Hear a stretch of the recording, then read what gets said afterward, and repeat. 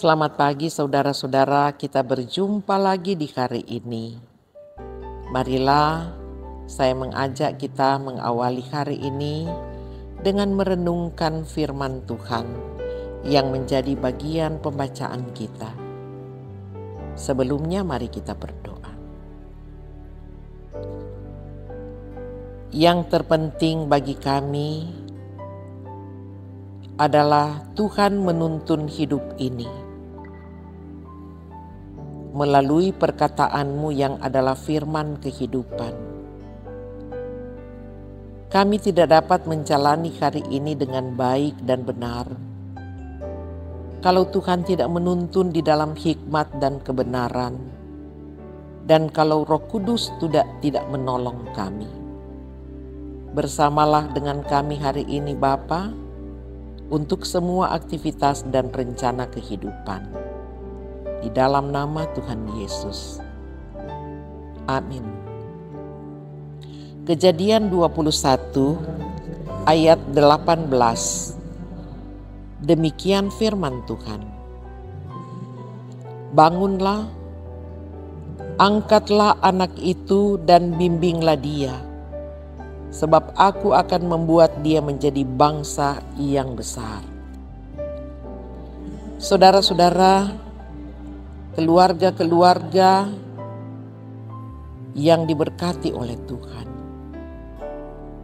sangat menarik bagian pembacaan ini. Satu ayat dari Kejadian 21, yakni ayat 18, adalah merupakan sebuah ajakan firman untuk tidak berdiam diri, untuk tidak bermalas-malasan, tetapi kalimat perintah, kalimat yang menyuruh kita untuk kita boleh termotivasi di dalam hidup ini. Bangunlah, angkatlah anak itu dan bimbinglah dia, adalah kalimat sebagai petunjuk untuk kita selalu punya pengharapan di mana Tuhan Allah yang menjadi jaminan kelangsungan kehidupan kita, dan mengingatkan kita sebagai keluarga-keluarga. Anak adalah anugerah Tuhan Allah yang diberikan kepada keluarga. Anak bukan hanya sekedar ada menurut keinginan kita. Walaupun itu kita minta daripada Tuhan, untuk Tuhan percayakan keturunan. Tetapi sadarlah kita bahwa anak-anak adalah berkat yang Tuhan nyatakan dalam kehidupan keluarga. Dan kepada keluarga orang tua diberikan tanggung jawab bagaimana mendewasakan hidup dan iman dari anak-anak yang Tuhan anugerahkan bagi kita. Saudara-saudara, anak-anak pasti hadir di dalam keluarga. Keluarga berarti Tuhan sedang mempercayakan sebuah tanggung jawab yang besar bagi orang tua. Memperhatikan firman bagian pembacaan tadi mengajarkan kita bahwa tugas orang tua dalam keluarga Kristen adalah bangunlah, angkatlah dan membimbing anak-anak mengikuti perintah Tuhan, supaya anak-anak akan mengalami pertumbuhan iman dan memperoleh keselamatan. Bangun begitu luas dan dalam artinya di dalam firman. Antara lain, jangan terus-menerus tidur. Jangan lengah. Jangan membiarkan waktu itu berlalu tanpa berarti. Bangun juga memiliki arti bersemangatlah.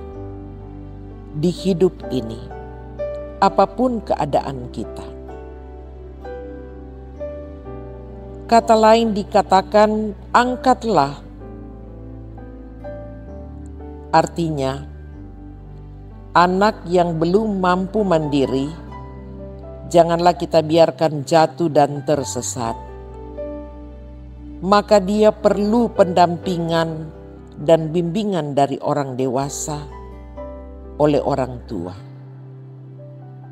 Bimbinglah artinya, ajarlah dia, tuntunlah dia, dan berilah teladan kepadanya, agar mereka memiliki karakter seperti Kristus.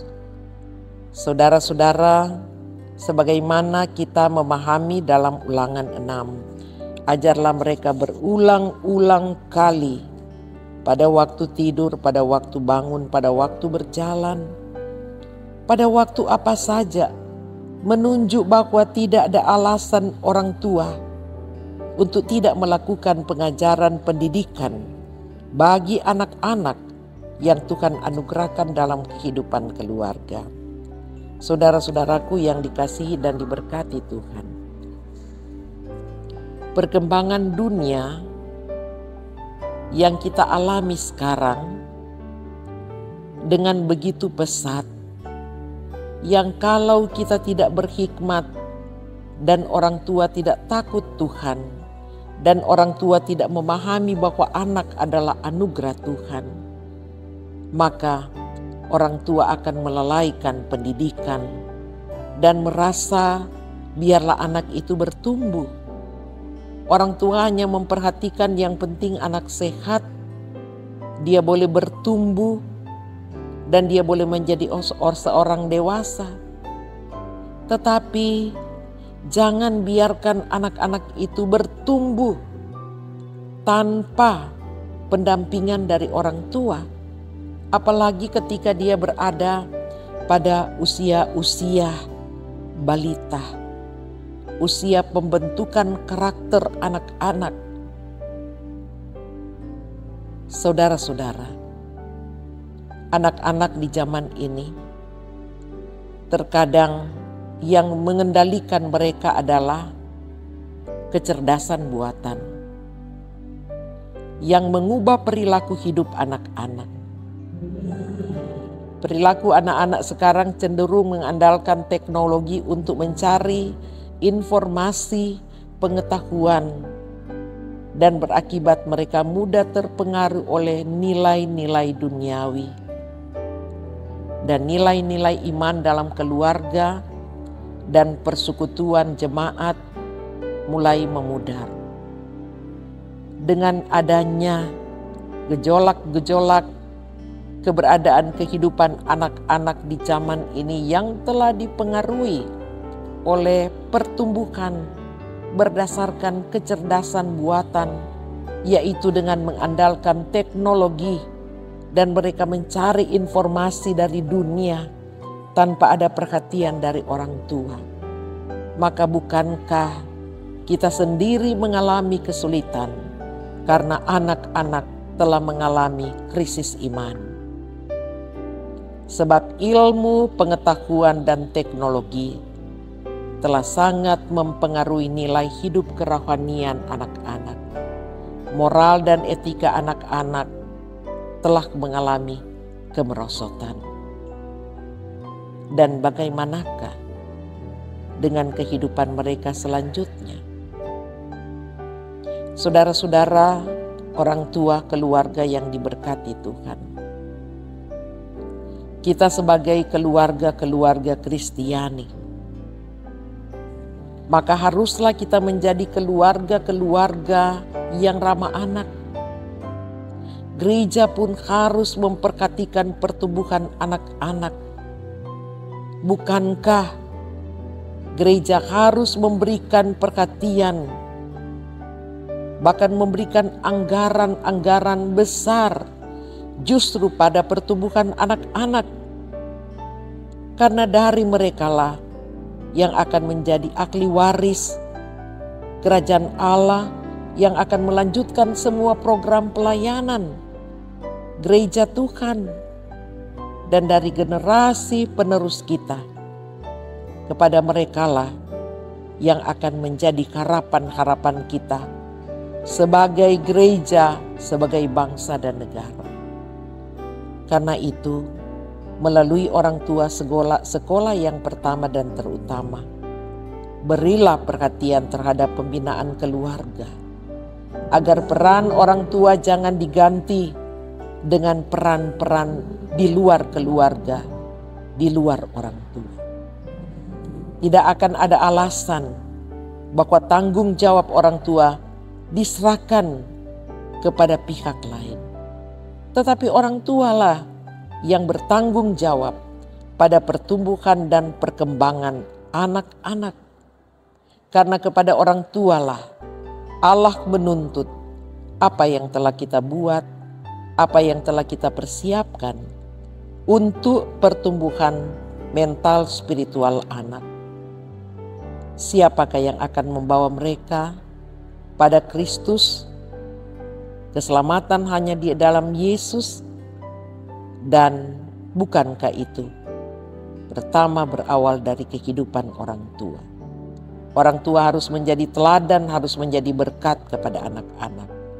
Anak-anak harus merasakan hidup harmonis, penuh cinta kasih dari kehidupan keluarga.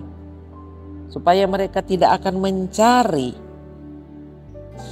pertolongan di luar keluarga. Berarti mereka akan mendapatkannya dari dunia. Perhatikanlah seperti teknologi yang ada. Perlu ada pengawasan orang tua, apalagi anak-anak yang sedang bertumbuh. Perhatikanlah pergaulan anak-anak. Bagaimana mereka sekolah dan bagaimana mereka bertumbuh di dalam keluarga, bahkan di luar keluarga. Anak-anak harus ditempatkan sebagai subjek bimbingan orang tua, bukan sebagai objek. Saudara-saudaraku yang dikasihi dan diberkati Tuhan, menempatkan anak sebagai subjek berarti mereka butuh empati dan kasih sayang orang tua, dan mereka boleh merasa at home di rumah. Dan anak-anak merasa bahwa pelayanan gereja yang memperhatikan mereka dari fase pertumbuhan anak sekolah minggu, remaja, pemuda, dan menjadi orang yang dewasa yang bertanggung jawab. Bukankah itu adalah bagian pembinaan dan pendidikan gereja? Karena gereja adalah persekutuan keluarga-keluarga orang percaya. Gereja hendaknya menyentuh pelayanan bagi anak-anak, dan mereka boleh merasakan dan mereka rindu untuk bersekutu. Karena pelayanan gereja membimbing dan menuntun sesuai dengan tingkat pertumbuhannya. Bukan hanya sekedar ada pelayanan anak sekolah minggu, ada pelayanan remaja dan pemuda. Ada persekutuan keluarga-keluarga dan orang dewasa. Tetapi bagian pembacaan firman ini mengingatkan keluarga orang tua dalam tanggung jawab, dan juga mengingatkan gereja Tuhan sejauh mana pelayanan mereka, pelayanan gereja menyentuh pertumbuhan anak-anak kita sebagai generasi penerus. Amin. Mari berdoa. Ya Tuhan Allah, berilah kami kekuatan untuk membimbing dan mendidik anak-anak yang telah Engkau anugerahkan, sehingga mereka dapat bertumbuh sehat jasmani dan rohani, benar-benar menjadi anak-anak yang takut akan Tuhan, anak-anak yang akan menceritakan terus perbuatan Tuhan, keajaiban Tuhan, pertolongan Tuhan dalam hidup mereka. Amin. Demikianlah firman hari ini Selamat beraktivitas. Shalom.